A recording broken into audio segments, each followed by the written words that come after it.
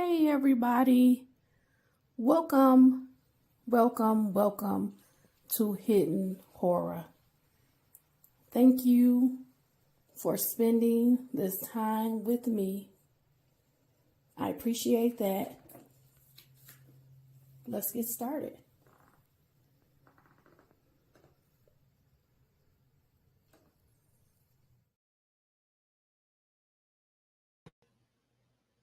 Good afternoon, everybody.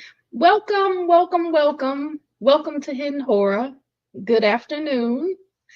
I'm here to talk more about our mass shooter suspect, Colt Gray.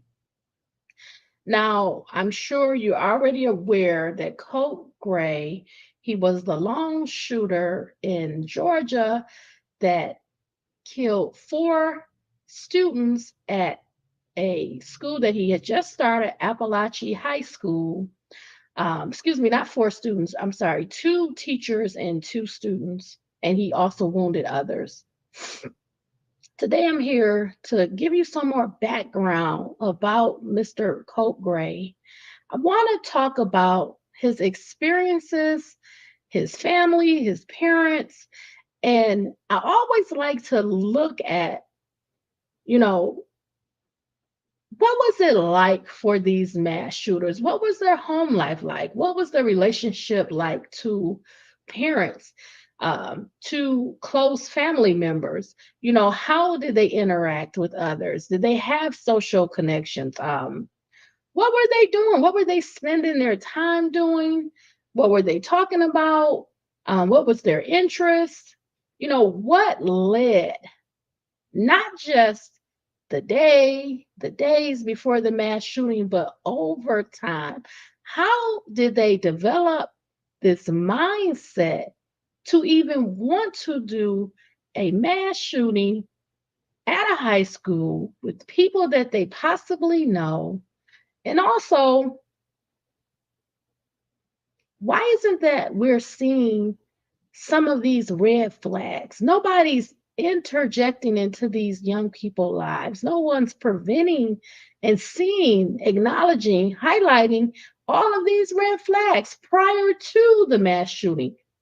It's like we have an incident, it's brought to the media, and now we're looking like a look back at what happened, why it happened, when it happened. And a lot of people can see the red flags, but in their everyday lives, nobody's identifying these students. They're not.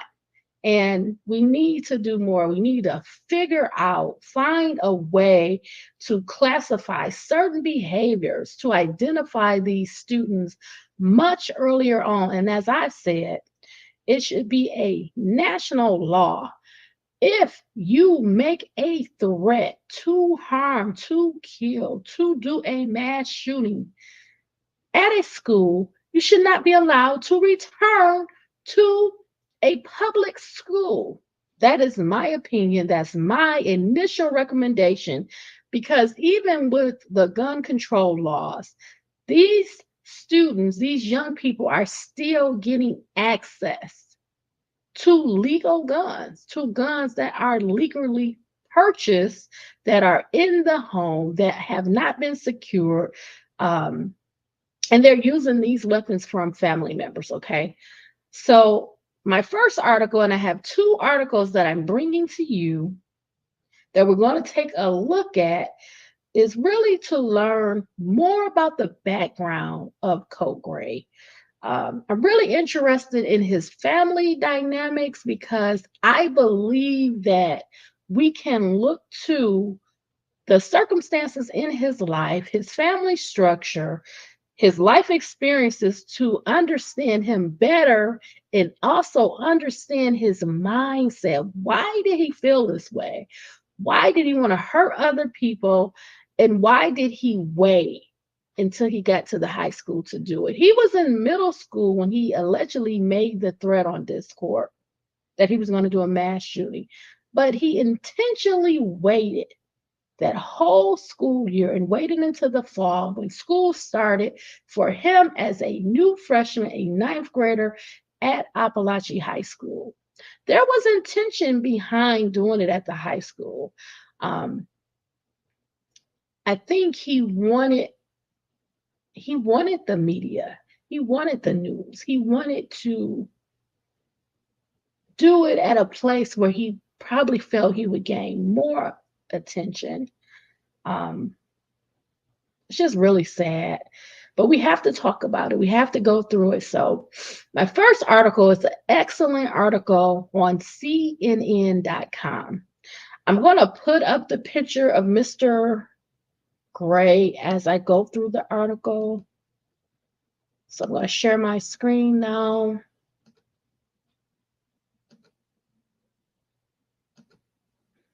Okay. The article is titled Georgia High School Shooting Suspect Reference Parkland Massacre in Writings Found in His Bedroom, source says. So I can recall in various videos talking about these mass shooters, and I believe they're learning how to commit the mass shooting from looking at other mass shooting incidents and also those mass shooters. I did give the example of Ethan Crumbley, um, but there's others, right? And in this one, it's the Parkland Massacre, okay? So this article is by Yahya Abu Ghazala, Casey Tolan, Scott Glover, Josh Campbell, Kurt Devine, and Allison Gordon. It's written and updated September 6th of 2024. Authorities searching the home of the 14-year-old accused of killing four people at a Georgia high school this week found documents that they believe he wrote referencing past school shootings. A law enforcement source familiar with the investigation told CNN. Now, I'll just stop for a second here. The reason that this is concerning to me, at the age, for example, of 12, 13, 14 years old, these young adults, young children, teenagers, their mindset is not on their education, it's not on going to school, it's not on being a student, making friends, having those high school experiences, going to homecoming, going to football games, basketball games, sports, extracurricular activities. No, their mind, their thoughts, their energy is on mass shootings. And how do they get that information? They have to go online, they have to access the internet, they have to do searches, they have to read the news, watch videos.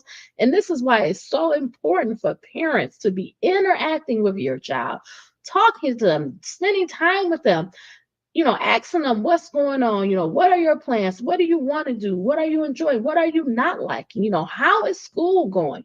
You have to talk to them to gain what is going on in their world. You have to engage them, engage their friends if they have some, do things with them, take them out. It could be small things. Go for a walk, go to the park. If it's a financial issue where you don't have the money, you might have to find things to do. You could go and volunteer.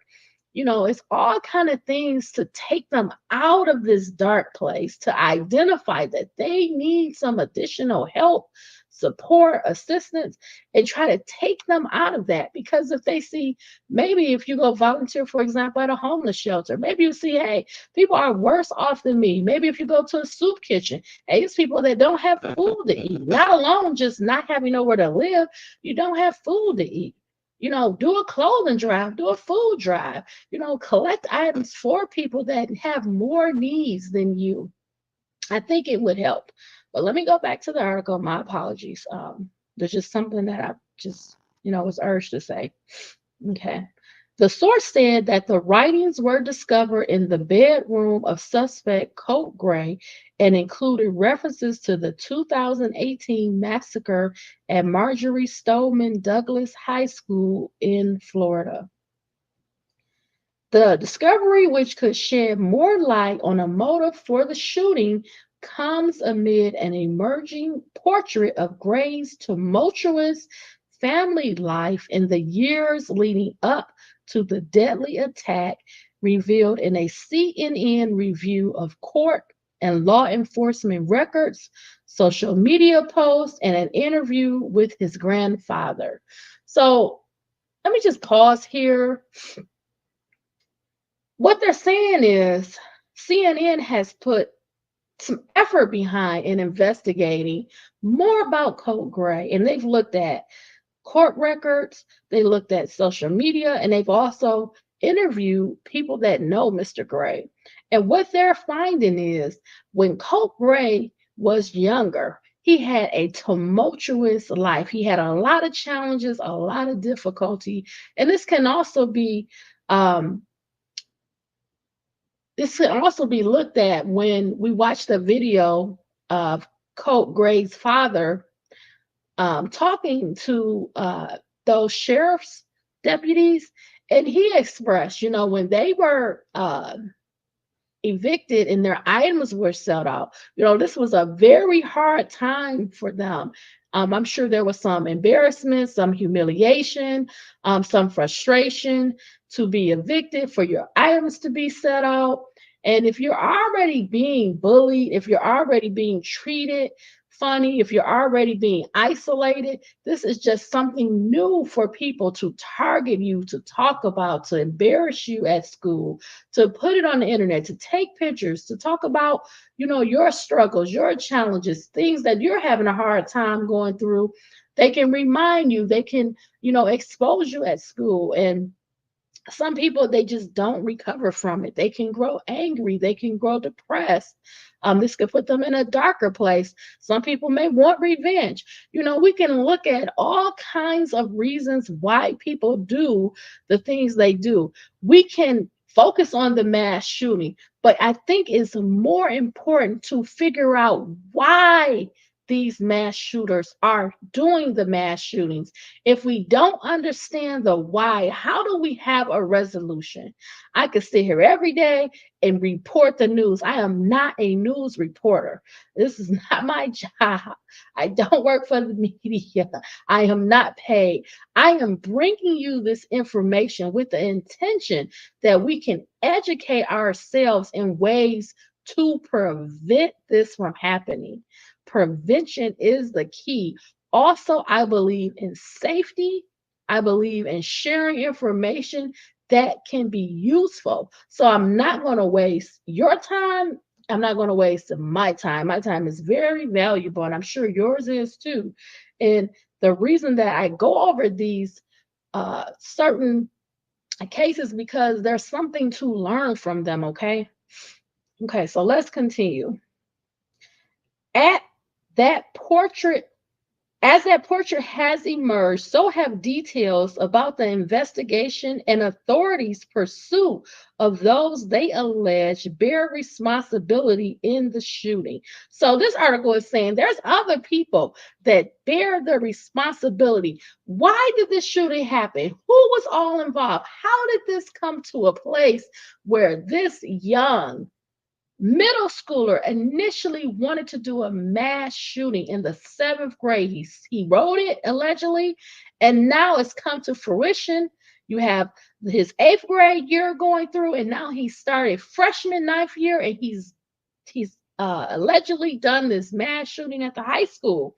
And they're saying other people can account for this. Other people should have done something, that there were red flags, that there were things that was happening in this young boy's life, and nobody did anything about it. Nobody interjected, nobody stopped, nobody tried to prevent, to identify the problems and do something about it. They let him wither.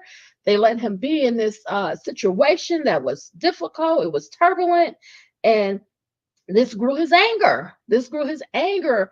And he wanted revenge. And other people, in addition to him, can be responsible for why this young middle schooler wanted to do a mass shooting. And there were red flags out there, okay? Anyway, let's keep going.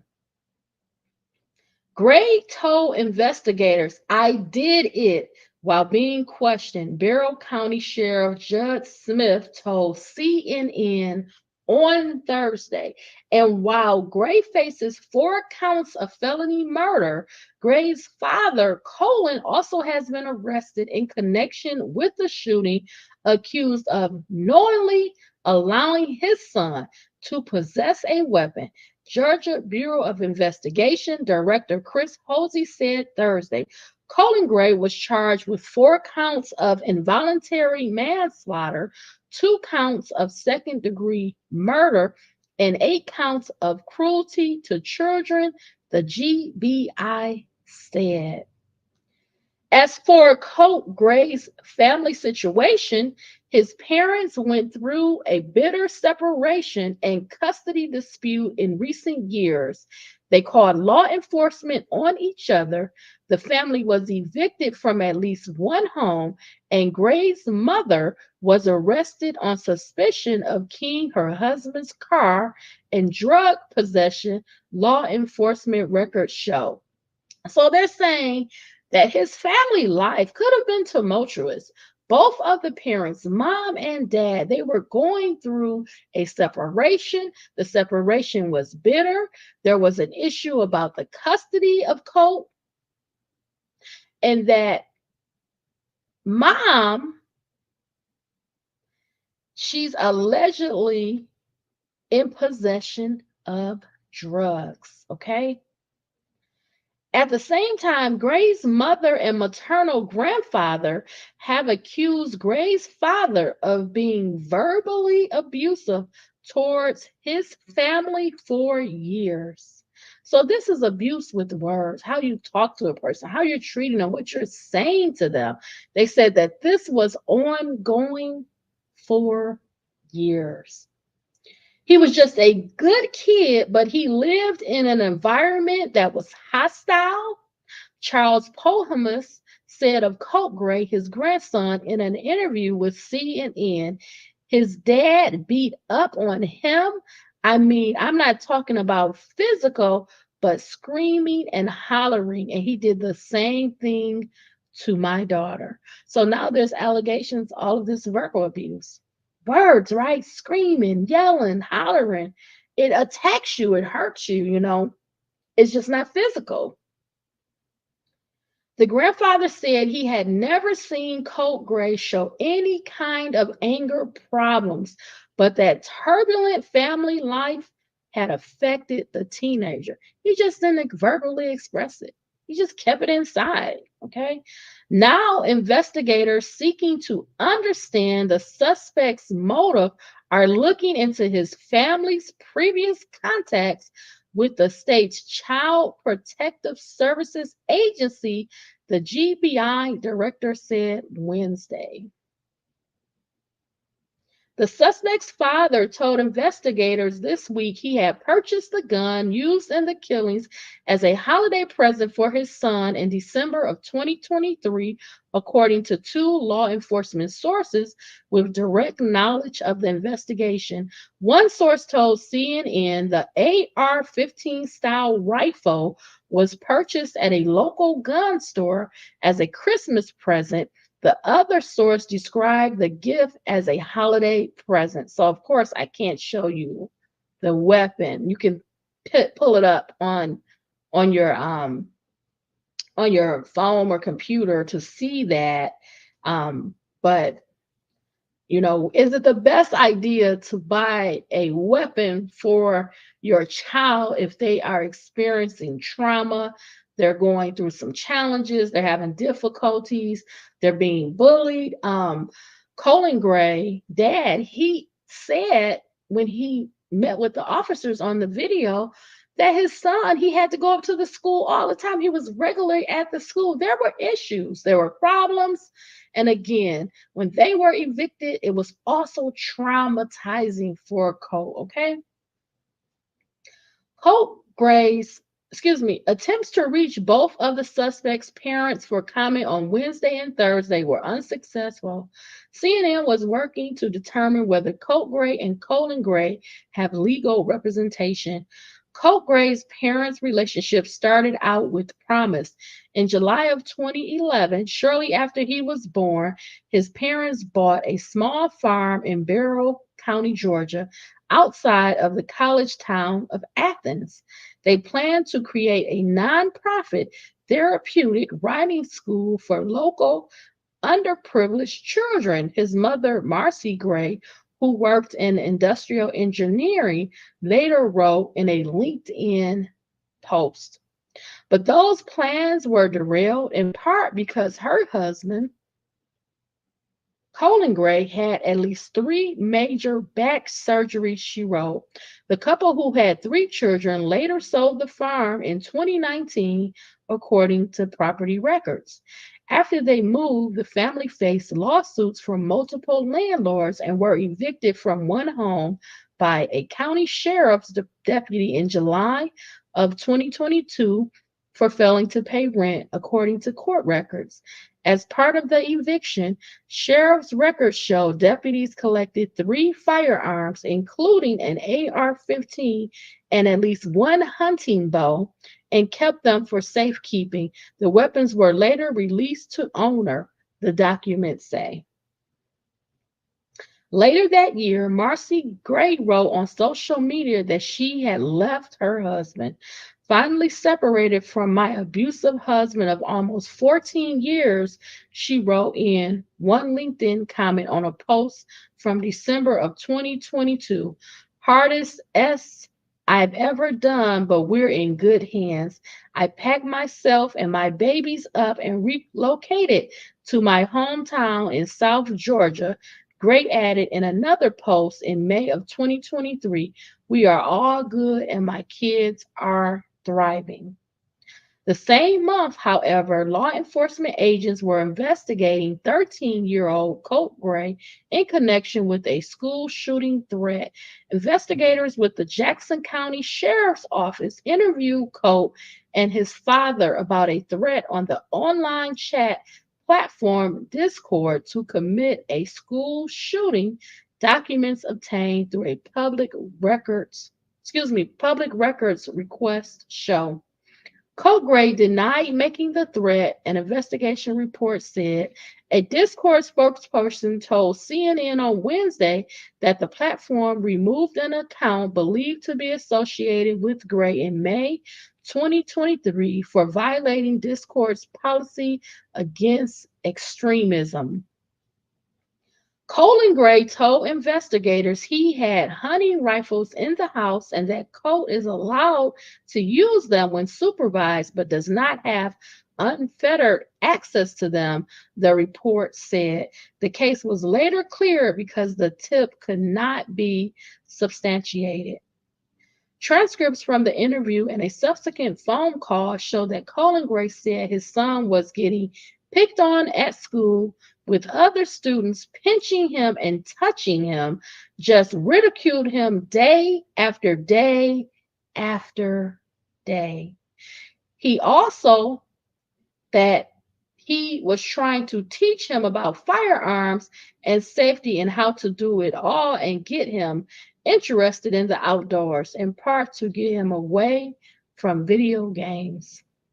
I have to go back and say that he was ridiculed day after day after day. What do you expect is going to happen to someone if they are picked on, if they are targeted, if they're bullied, if they're attacked, if somebody's touching you day after day after day? He knows the seriousness of weapons and what they can do and how to use them and not use them, Colt Gray said. In his interview, Colt Gray told investigators that he had separated from his wife, who took their two younger children with her. The suspect's father said that Colt, the oldest of three siblings, had had some problems at a middle school in Jackson County, but had since moved to another school and it has gotten a lot better, one of the investigators wrote. Gray was only enrolled in the Jackson County School District between February and August 22, said Edward Hooper, the spokesperson for the district. Jackson County is next to Barrow County, where Colt Gray is accused of killing two fellow students and two teachers at Apalachee High School. In October of 2023, Barrow County Sheriff's deputies responded to a wellness check on the Gray family after Marcy Gray reported that she hadn't heard from her husband or their children in 2 weeks. Colin Gray, who was at their residence, said all of their children were with him, a sheriff deputy wrote in a report. Colin Gray gave the deputy a paper from the Georgia Division of Family and Children's Services that showed a safety plan was put in place for him to have the children with him, and Marcy Gray could not see them without supervision, the deputy wrote. A spokesperson from the Georgia Department of Human Services said Thursday she could not comment on the case due to confidentiality laws, but Georgia Bureau of Investigation Director Chris Hosey said at a press conference Wednesday that the Bureau was aware that the division had previously had some previous contacts with the Gray family, and we are pursuing that avenue as well too to see if that has any connection with today's incident. In November 2023, Colin Gray called law enforcement and accused his wife of keying a truck he drove for his work at a construction company, writing abuse and liar on it, according to a sheriff's report. 2 days later, police arrested Marcy Gray at a Walmart in Winder due to an active warrant from another county. Police found methamphetamine, fentanyl, pain pills, and a glass pipe in her car, and she and another man who was in the vehicle were arrested, another sheriff's report said. After being arrested, Marcy Gray admitted keying her husband's truck, saying she lost it and he refused to let her see her kids, the report said. Marcy Gray pleaded guilty the following month to criminal damage to property, criminal trespass, family violence, and use of a license plate to conceal identity, and was sentenced to a total of 5 months probation after serving more than a month in custody. As part of her guilty plea, she was barred from contacting her husband except through a third party for divorce negotiations and custody discussions. So they got a third party for communication. Okay. A friend of Marcy Gray, who asked not to be named for privacy, told CNN that the legal trouble she faced was not the Marcy we know, calling her a sweet, caring, and smart woman who had changed. Something happened in that relationship that went wrong, the friend said. According to Pohamas, Marcy Gray's father, she lost custody of her children after failing a drug test, moved back in with her parents in South Georgia, and she is going through a rehab. Palmer said he had never thought his grandson would be capable of such a deadly attack. I understand that Colt chose to do what he did, and I understand he has to pay for it, he said. But I'm telling you, the environment that he lived in, you put somebody in a situation like that for 10 or 11 years, guess what's going to happen? Nothing good. The Discord account that the FBI had linked to Colt Gray last year referenced plans for a future mass shooting and shared screenshots of firearms, according to documents obtained by CNN.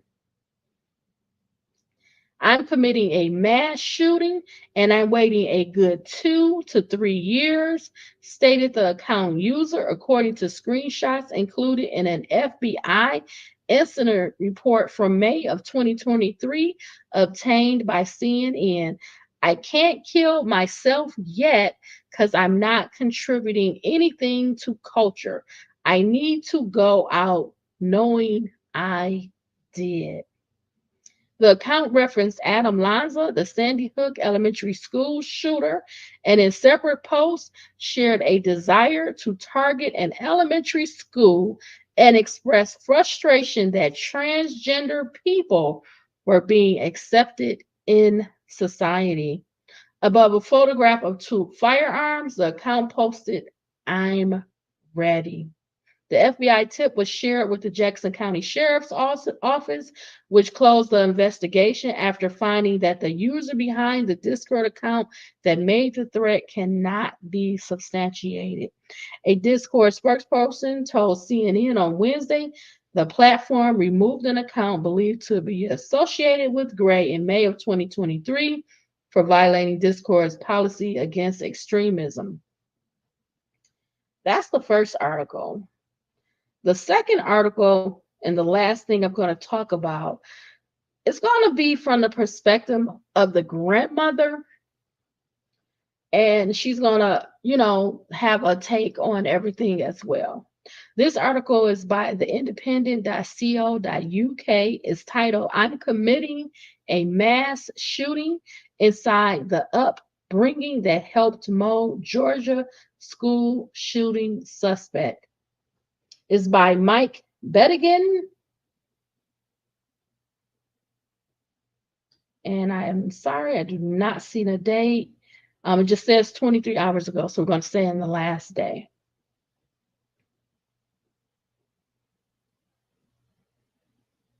Okay.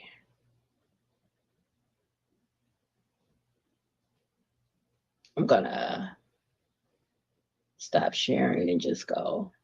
Okay. A teenager accused of murdering 2 teachers and 2 fellow students in a school mass shooting grew up amid domestic violence and addiction and was repeatedly let down by authorities, family members have said. Colt Gray, 14, is accused of killing 4 people in a rampage at Apalachee High School in Winder, Georgia last month, in which he shot 11 people, killing 4 with an AR-15 style rifle he had been given as a Christmas gift by his father.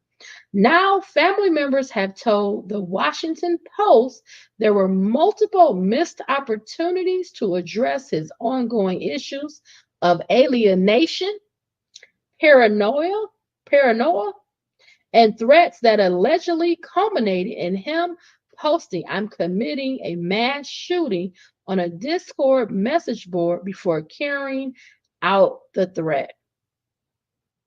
Do you even think he wanted to help? Do you think he wanted to help? Do you think he wanted it? I don't think so. That's just my opinion. The teenager's grandmother, Debbie Palmer, said his childhood was beset with violence from 2 parents suffering from addiction, and that the youngster had been overlooked by the system. Pohamis had prodded schools, counselors, and caseworkers to help him for years, she said.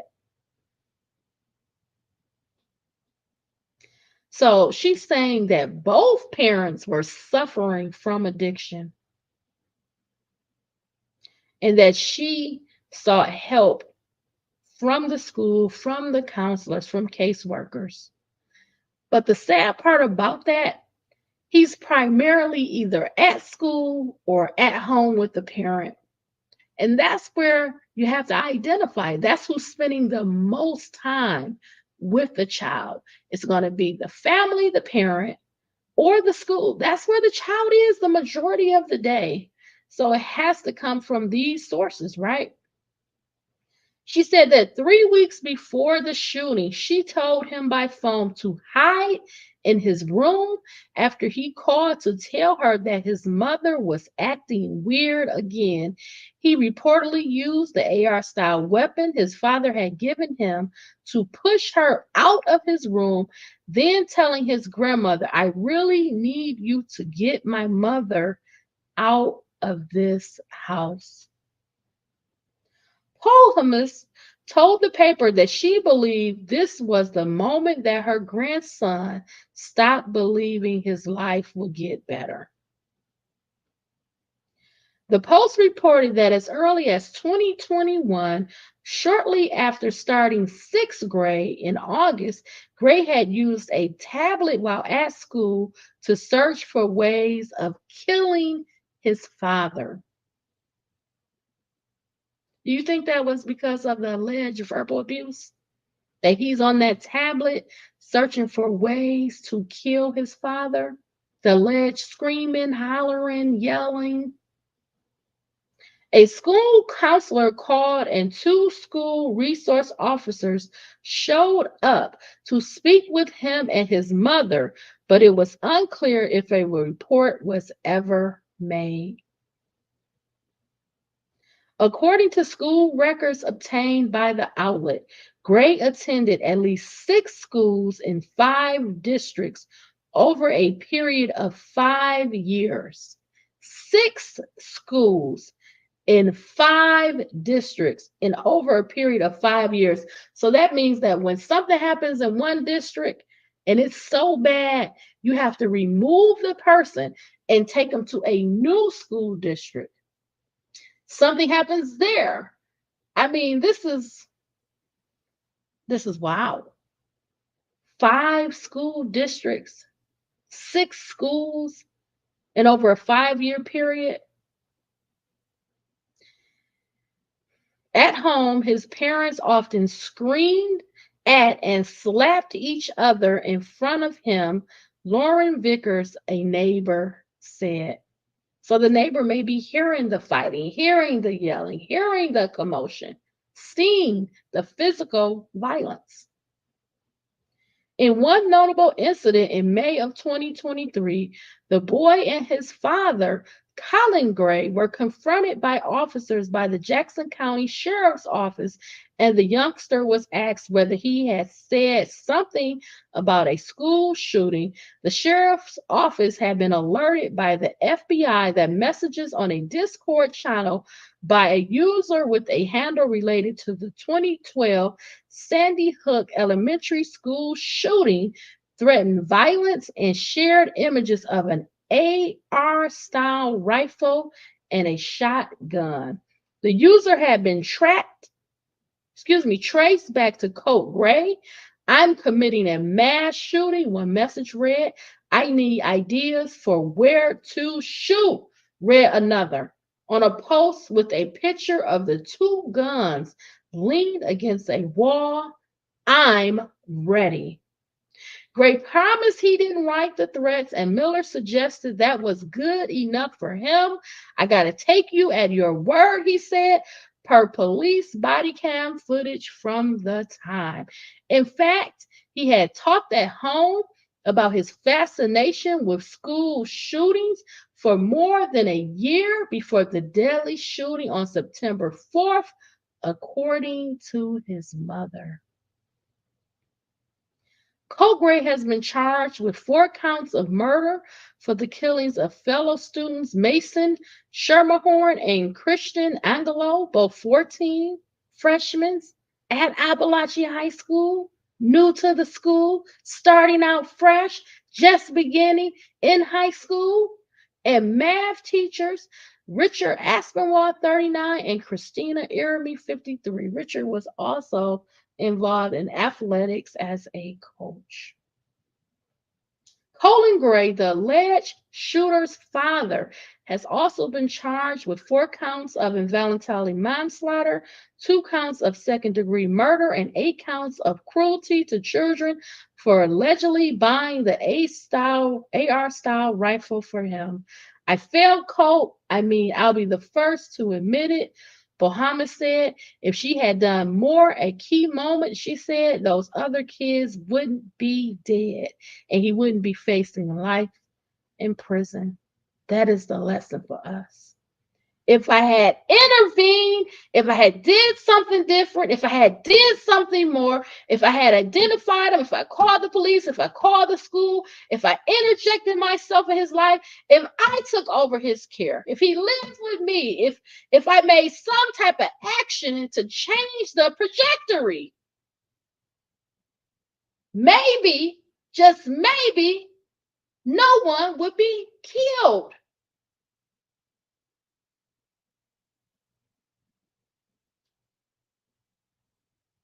Meanwhile, the families of the 4 people he allegedly killed have been left mourning their loss in the shocked community of Winder.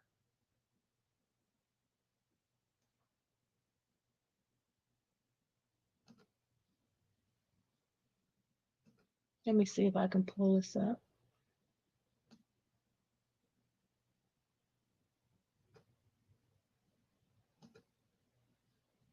They've got a nice picture of the 4 victims that were killed.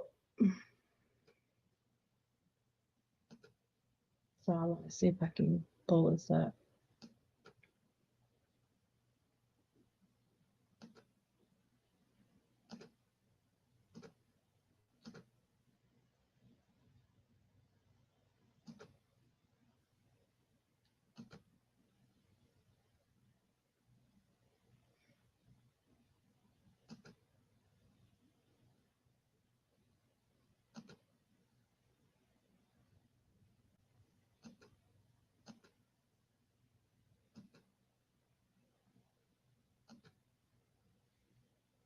I was trying to click on the pictures.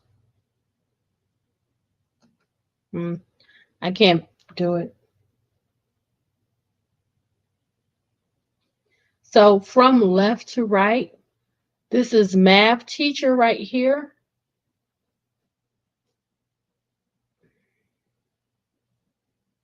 I'm sorry, I'm just a little like, a little frustrated. That's Christina Irami. She was a math teacher at the high school. She's 53 years old. She was celebrating her birthday, and she actually brought in a dessert for the students to celebrate with her. Doesn't get easy, Next, we have Mason Schermerhorn. He was a freshman. He's 14 years old. He was loved by his family. He was new to the high school, just being a freshman in the 9th grade, starting out, as well as at the end here, we have Christian Angelo, also 14 years old. And then to the left of Christian, we have Coach Richard Aspinwall. He's 39 years old. He had family. He had 2 small daughters, I believe, from what I can remember. He was loved as a football coach. He's also a mathematics teacher. A lot of tributes came out about him and how much the community loved him. And you continue with the article.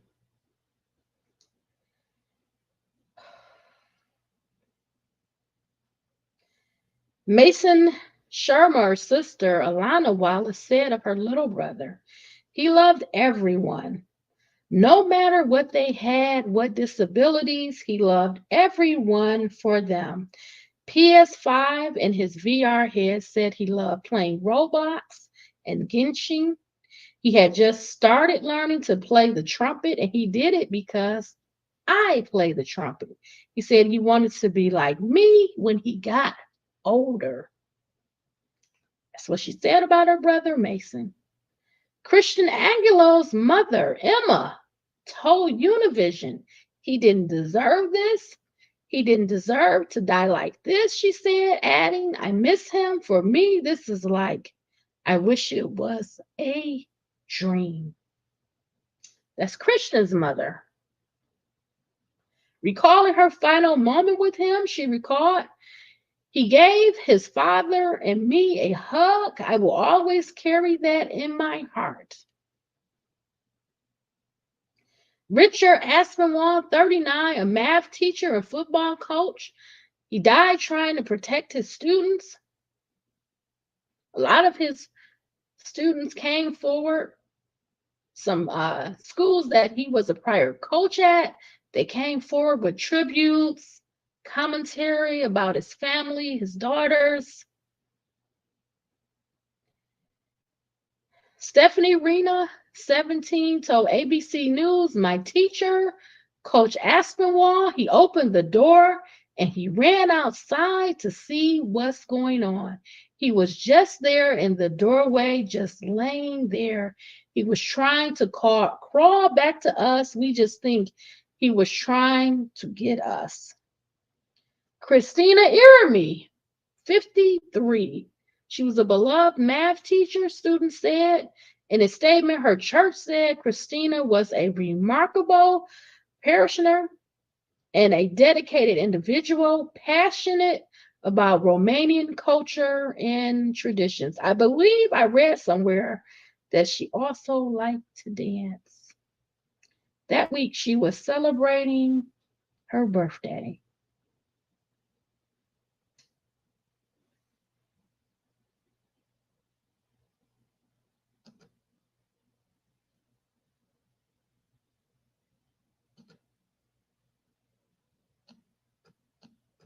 It's hard, y'all. It's not easy. It's not easy.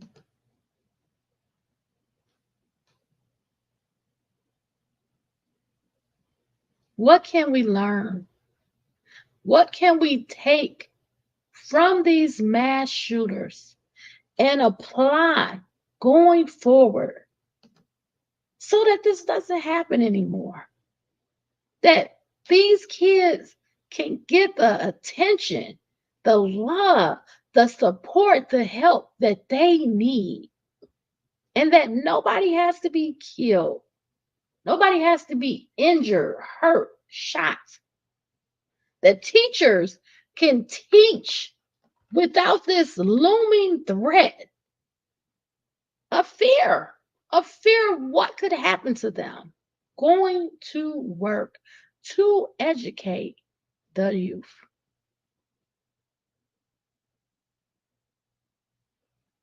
You know, we have to have honest conversations and we have to learn from these mistakes so we can do better. We can do something different going forward. I want to thank you for spending this time with me. Please post your comments. Let me know your thoughts. I want you to remember to stay safe, stay smart, stay savvy. Be well, my friends. Take care. Bye, everybody.